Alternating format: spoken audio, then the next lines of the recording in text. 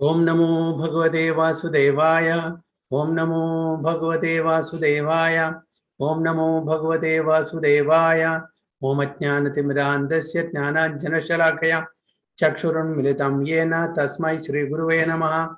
Shri Chaitanya Manobhishtam Sthapitam Yena Bhutale Swayam Rupa Kadamahyam Dadanti Supadantikam Mandeham Shri Gurum Sri Udapatakamelam Shri Gurum Vaishnavamsya Shri Rupam Sagrajatam Sagana Raghunatham Vidam Tam Sajivam Sadvaidam Savadudam Parjana Saidam Krishna Chaitanya Devam Shri Radha Krishna Padan Sagana Lalita Shiv Shakham Vidamscha He Krishna Karuna Sindhu Dinabandhu Jagatpade Gopesha Gopika Kanda Radha Kanda Namostude Tapta Kanchana Gaurangi Radhe Vrindavaneshwari Rishabhanu Sude Devi Pranamami Hari Priye Vancha Kalpada Rubhesha Kripa Sindhu Bevacha Patidanam Pavanebhyo Vaishnavebhyo Namo Namaha Namaho Vishnupadaya Krishna Prishtaya Bhutale Srimade Bhaktivedanta Swamini Dinamine Namaste Saraswate Deve Gauravani Prajarine Nirvishesha Shunyavadi Paschatya Deshatarine Jai Shri Krishna Chaitanya Prabhu Nityananda Shri Advaita Gadadhara Shiva Sadi Gaura Bhakta Vrinda Hare Krishna Krishna Krishna Hare Hare Hare Rama Rama Rama Hare Hare Hari Om Tat Sat. So we are reading from Bhagavad Gita as it is, chapter 13, text 27. Yavat sanjayate kinchit sattvam stavara jangamam kshetra kshetratnya samyogat tadvidhi bharatarshava. Sachimadaji and Prabhu. Hare Krishna. यावत् सञ्जायते किञ्चित् सत्त्वं स्थावरजङ्गमं क्षेत्रक्षेत्रज्ञसंयोगात् तद्विद्धि भरतर्षभ. Hari Bol. Translation, Prabhu. O chief of Bharatas, know that whatever you see in existence, both the moving and the non-moving, is only a combination of the field of activities and the knower of the field. Hari Bol. O chief of the Bharatas, know that whatever you see in existence, both the moving and the non-moving, is only a combination of the field of activities and the knower of the field. So Lord is telling to whom? To Arjuna. So Chara Achara, Sattvam, existence, Sthavara, not moving, Jangama, moving. Sthavara, where have you heard this word?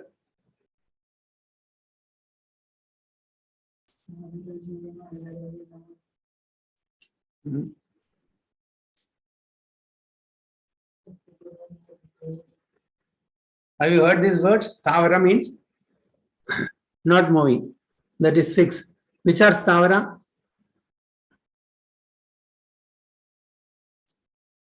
Can you give some example of? Prabhu, that slogan which says how many Jalaja Navalakshani. Jalaja Navalakshani Stavaram Laksha Vimshati. Krimiyo Rudra Shankakya Pakshinam Dashalakshana. Yes, Sthavara. Okay, that is not moving. Can you give some example for Sthavara? Like trees, Prabhuji? Yes, trees. Doesn't move, it is fixed in one place. Yes. Okay. Jangamam, moving. Like us human beings and animals. Yes, all of us, we are moving. We are not fixed in one place. Chara achara, we can say that also. Moving and non-moving. Chara achara. Okay. And what Krishna says, all this fixed, moving and non-moving. Okay. Or what? Kshetra of the body and the knower of the body. Okay. This is a combination of the field of activities and the knower of the field. This is only a combination of field of activities and the knower of the field. So field of activities means the body, and the knower of the field is the who is the knower of the field? Jivatma. Right? So the field of activities is the body, and the knower of the field is the Jivatma. Both material nature and the living entity, which were existing before the creation of the cosmos, are explained in this verse. Whatever is created is but a combination of the living entity and the material nature. There are many manifestations like trees, mountains, Hare Krishna, Prabhuji. and Hare Krishna. Sorry, Prabhuji. Prabhuji, this field of activity is a karma kshetra. It is written in Hindi. Yeah, Karma Kshetra means our body. And the knower of the field, you said Jivatma. Yeah. So means not Paramatma. Paramatma also knower of the field, but he is knower of all bodies. Oh, Okay, we are knower of our particular body only. Paramatma's knowledge is of all the bodies. It's unlimited. It's not limited to one body. But our knowledge is limited to our body only. I do not know what is going on in the mind of Arun Prabhu, nor does he know about mine. But Lord knows. Krishna knows what he is thinking and what I am thinking now. As Paramatma, he knows everything. So we cannot hide from Krishna. I can hide from Arun Prabhu. He can hide from me. He can hide from Sachi Mataji. Sachi Mataji can hide from him. Okay, but none of us can hide from Lord Krishna. So that's the difference. Jivatma and Paramatma. अगर हम लोग जान लेंगे प्रभु जी तो बड़ा मुश्किल हो जाएगा. बड़ा मुश्किल हो जाएगा. But in the earlier days, in the olden days, in Satya Yoga and all, they used to meditate and find out. The yogis, that's how Jamadagni found out about Renuka.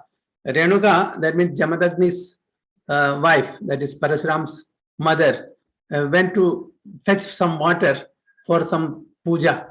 So she got delayed. Why she got delayed? Because that time some Gandharvas were, sporting in the water. So she was amazed by seeing these Gandharvas. So she stood there for a while, because of which she got delayed. And when he meditated, he could make out that she got delayed because of, seeing and enjoying the Gandharvas sporting in the water. Got it? So he could meditate and find out. And he was very much annoyed. And what was the instruction given by Jamadagni to Parashuram? To cut her head. Yes. Finish her off. And not only her, all the four brothers also, because even the four brothers of Parashuram were disobedient. Finish them off. So what did Parashuram did? He asked for a boon also. Yeah. To bring them back. So he immediately obeyed the instruction of the father. Okay, he knew very well that if he asks his father the boon, he will get it and he can bring them back into life also. But then in the present day, if our father says like that, can we do that?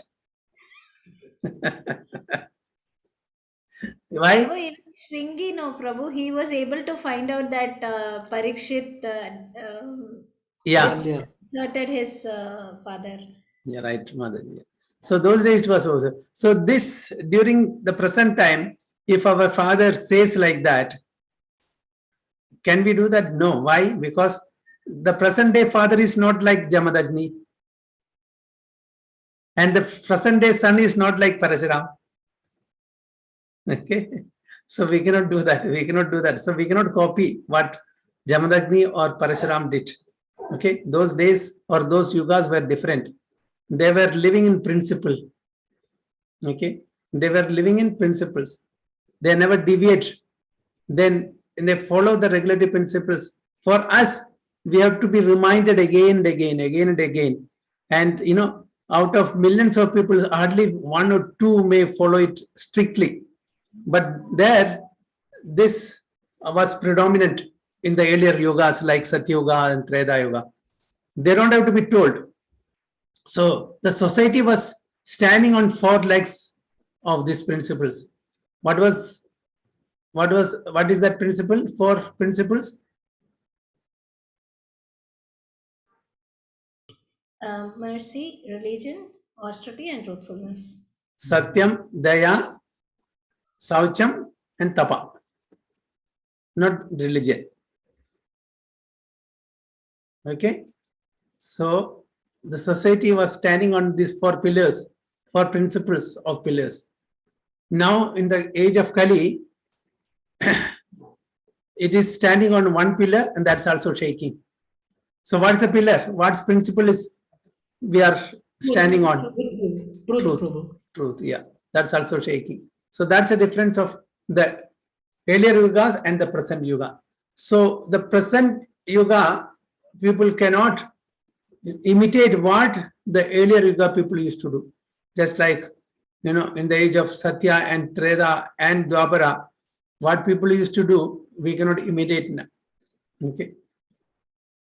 So that's why it is said here, both material nature and the living entity which were existing before the creation of the cosmos. How do we know that both the living entity and material nature were existing before the creation of cosmos? How do we know that? Hare Krishna, Prabhuji. Yes. How do we know? You told that on which pillar this Kali Yuga is standing? Truth. Truth. But truth is not there in. That's why it is shaking. It's not there. It is shivering. It is shaking. Well, very few people are following this. Tapa is not there. Cleanliness, Sauchama is not there. And mercy, it's not there. There. But truth is remaining, but it's also shaking. So it is just like it is standing, the bull is standing instead of 4 legs, it is standing on 1 leg, and that's also trembling. Okay. So how do we know that this creation, this living entity and material nature were existing before the creation of cosmos? How do we know? Can we substantiate with some slokas or some quoting from scriptures?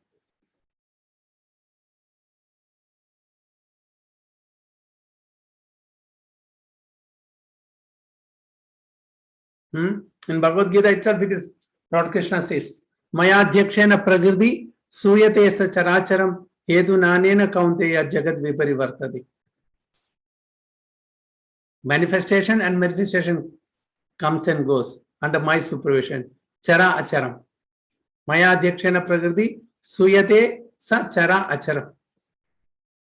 Chara Acharam, the individual soul, the Jivatma, the spirit soul, comes and goes. So even before this material manifestation, we're all there. We were there, but we were in deep slumber in the abdomen of Vishnu.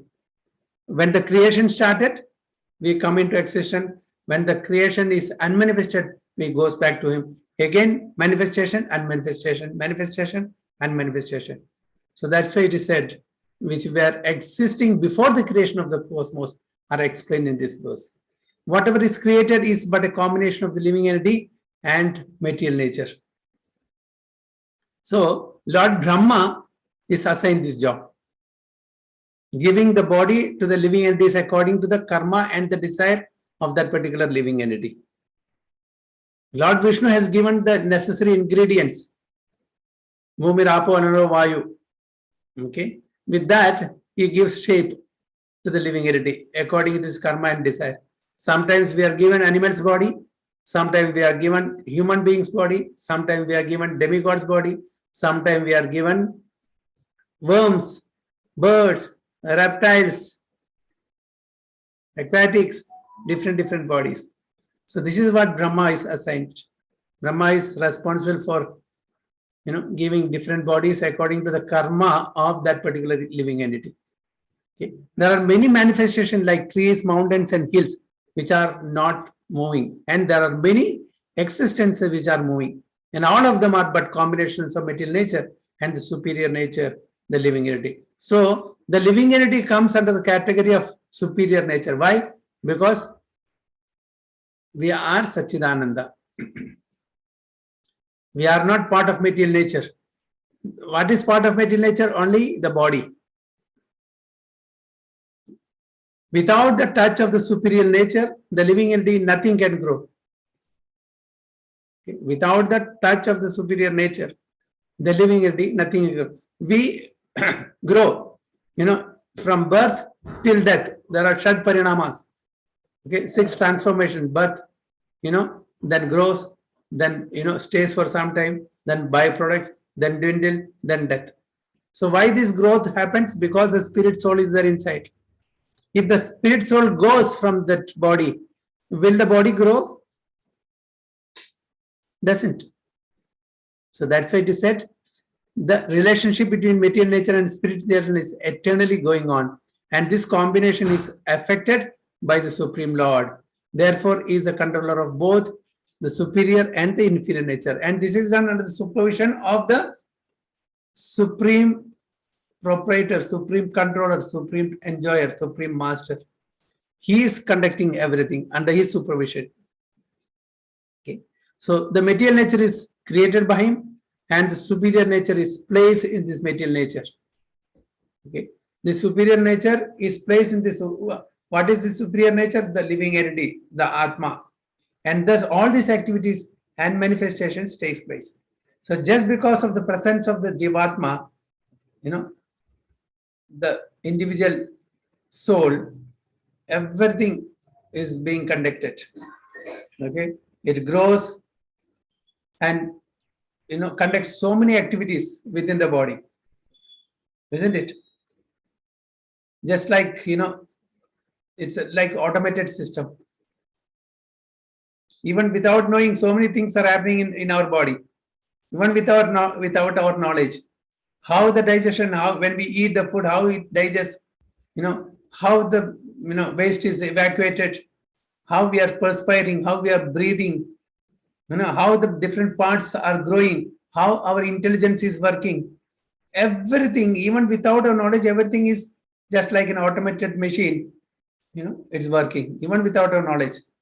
Are we, just say for example, the parents that cannot make out how the baby is growing. The baby is staying with the parents, but the parents, how the baby is growing, they cannot make out. But a person who has seen the baby today and after 3 months, so fast he has grown. But the parents, for them, it is because every day they are seeing the baby. For them, it is very difficult to make out. So like that, how this is working, how this is happening, is very difficult for us. So he is controlling everything, the superior. And the so-called scientist, the atheist, they say there is no God. Such a precise engineering, the creation. You take any living entity, the smallest, living entity, the ant, a mosquito. Just study that. How nicely the Lord has created that. Even that has intelligence, isn't it? The moment we just, try to beat that, immediately it flies off. It has intelligence. We think that only we have intelligence, isn't it? So everything is so nicely, precisely, perfect engineering, Lord. And, this scientist, atheist, they say there is no God. Everything is automated. Everything is happening automatically. How everything will happen automatically? There should be, at least even logically thinking, we cannot accept that everything, happens automatically. So this is what Lord Krishna tells Arjuna. Both moving and non-moving is only a combination of the field of activities and the knower of the field. So any comments or any questions in this?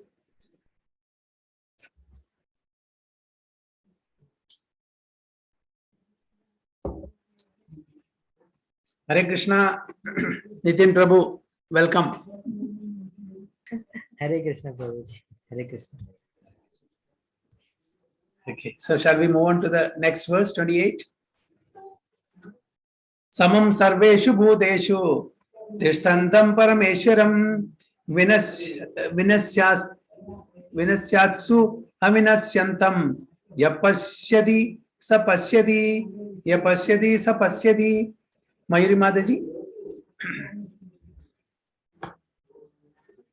Subhu, Hare Krishna.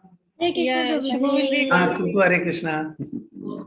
Shubho will read translation. Okay. Yeah. Samam sarveshu bhuteshu tishtantam param ishwaram vinashyatu avinashyatam ya pashyati sa pashyati. Be bold. Yes. One who sees super soul accompanying the individual soul in all bodies, and who understands that neither the soul nor the super soul within the destructible body is ever destroyed, actually sees. So he says, Ya pasyati sa pasyati. Okay. Anyone who sees, sa, he pasyati actually sees. Okay, now see, now it's very clear here. Samam sarveshu bhuteshu tishtantam parameshwaram. In all living entities, tishtantam means residing. Parama Ishwaram, super soul. Now, how can we accept the philosophy of Mayavada, where they say there are no two souls, only one soul, and that is super soul? Here it's clear. In every living entity, Parameshwaram is there. Okay. So living entity is different, and the Parameshwara, the super soul, is different, isn't it? So here very clearly says, one who sees the super soul accompanying the individual soul in all bodies. So how many souls are there in one body? In one living entity, the living entity himself and the accompanying super soul, the partial representation of the Supreme Personality of God. Super soul or Paramatma is a partial representation of the Supreme Personality of Godhead. Just like a representative, of the Prime Minister or a Chief Minister. Suppose somebody invites a Chief Minister or Prime Minister for a program and they are busy. What do? They send a representative. Isn't it? So like that, here, the Bhagavan, Lord Krishna, expands as Paramatma and stays in the body of the Jivatma. Always. As long as we are in this material world, the super soul, Paramatma, accompanies. Okay, as long as we are in this material world. But when we get liberated from this material world and goes to the spiritual world, Paramatma aspect is not there. It's only within this material world. Paramatma is there only in the material world. In the spiritual world, who is there? Who is there? Lord Krishna is there. Lord Vishnu is there. Okay. Now, when we are meeting directly the Supreme Lord, why do we need his partial representation? We don't need, no? When we are directly meeting the Chief Minister or Prime Minister, we don't require his representation. Only in their absence, we need the representation. Isn't it? So who understands that neither the soul nor the super soul within the destructible body. So this body, as we all know, it is destructible. Okay. So it means two souls in one body? Yes, for one living entity. For one living entity. Yes. But in this body, there are many billions and billions of living entities in this body. Yeah. For each and every living entity, super soul is accompanying. Okay. So me as a living entity, I am individual. Yes. But taking shelter of this body, there are many bacteria, many living entities without which we cannot see with our naked eye are living, isn't it? There are also living entities, and with each of them, Paramatma is there. So what we have to understand, this body is destructible and the soul, both Jivatma and Paramatma, are not destroyed. Okay, and such a person actually sees. Such a person actually sees. So anyone who by good association can see three things combined together: the body, the proprietor of the body or the individual soul, and the friend of the individual soul, is actually knowledge. So who is in knowledge? A person who can see these three things combined: the body, which is perishable, the proprietor of the body or the individual soul, not perishable, and the friend of the individual soul, that is super soul, not perishable. Such a person is actually knowledge. Okay. So the scientists know the body and they don't know beyond that. Are they in knowledge?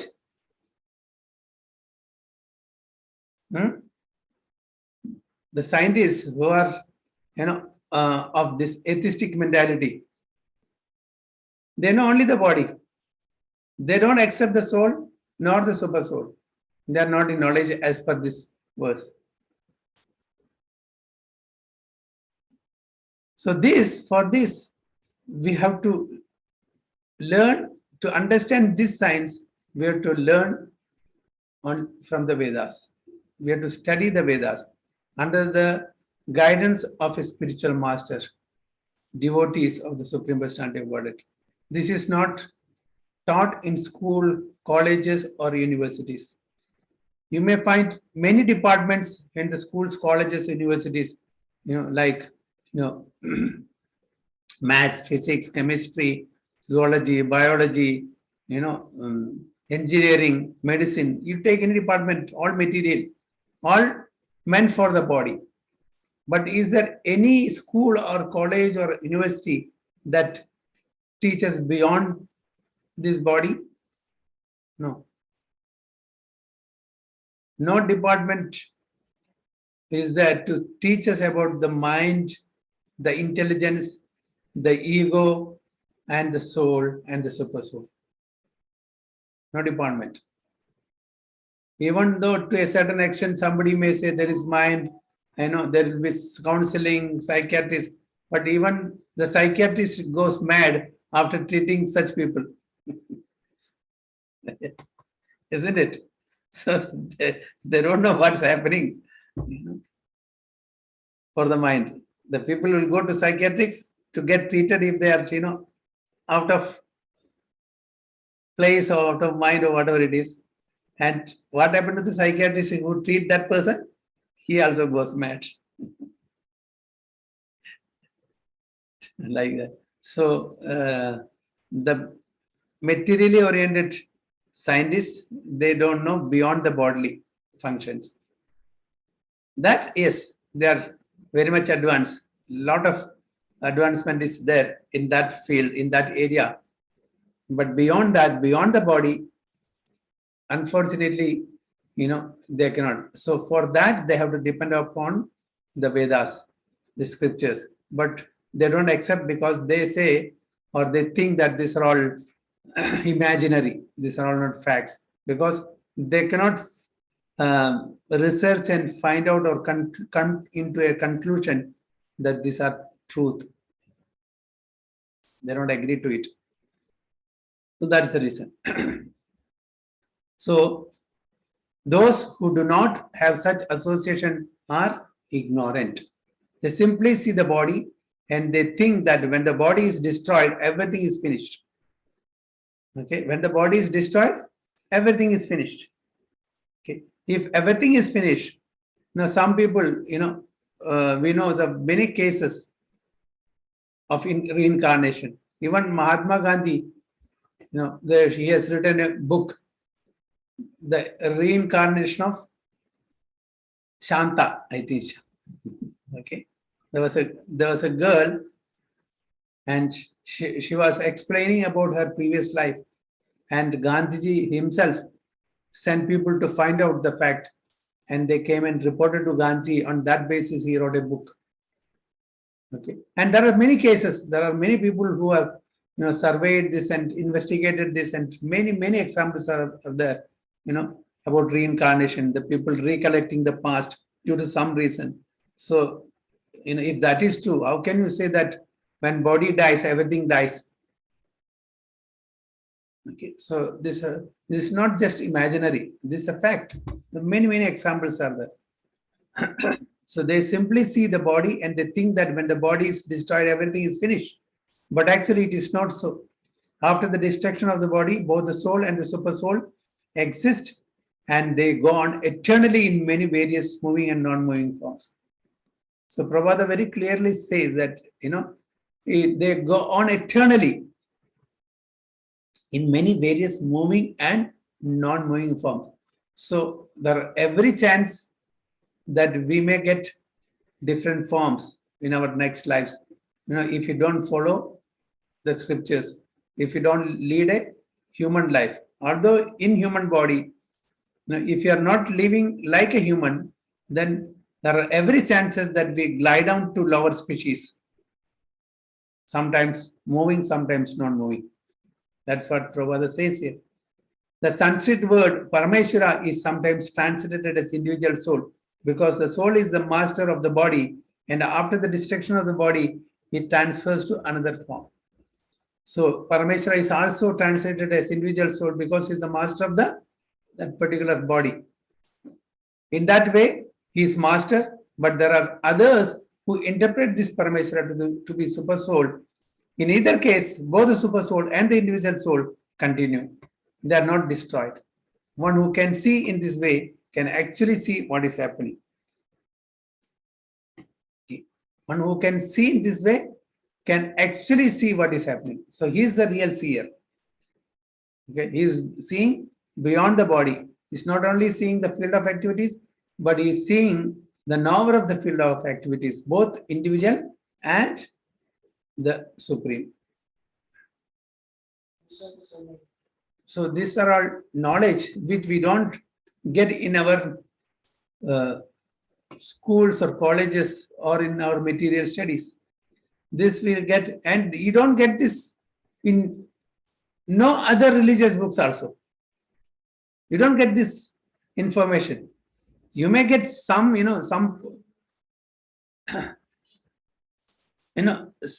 aspect of this, but such detailed information you will find only in Sanatana Dharma. No other religious scriptures give so much in-depth knowledge about the soul, about the body, and the reincarnation, and the mind, intelligence, false ego. All this detailed information you will not find in any other religious text. So this is Vedic wisdom text gives all this information, because it is not limited to one book. We have got vast body of literatures. So whichever you want to learn, there is a scripture for that. You want to know medicine, there is. You want to know diplomacy, there is. Defense, there is. Architecture, there is. Music, there is. You take any department, it is there. It's there in the Vedas. So it is not just limited to one book like in other religion. Usually it is limited to one book. So how much can they give? And they can give only according to their capacity. So even the religion has come into existence according to time, place, and circumstance. According to how much the person can receive. To that extent only they have given. A first standard or second standard student cannot be taught the higher subject matters that are taught in colleges, right? So the curriculum, the syllabus will be according to their capability or capacity. But at the time when Arjuna was there in Dwapara Yuga, he was an exalted devotee. He was not an ordinary person. So he could receive higher knowledge. So he was given this higher knowledge. Okay, that has benefited to all of us. So whereas in another religion, when their prophet came, the people were illiterate. They were not up to the standard to understand this sort of knowledge. That's where they were not given. So according to the reception power, the information was given. It's not that it is wrong or something. According to that type of people, that type of consciousness, the information was given, but it is incomplete. It's not that it is wrong. It is partial, it is incomplete. According to time, place, and circumstances, this has been given. So here, Krishna is giving this knowledge to Arjuna, who is an exalted personality. So that's the difference that we have to understand. Why this different religion? Why it is not giving all the information in all the religion? This is the reason.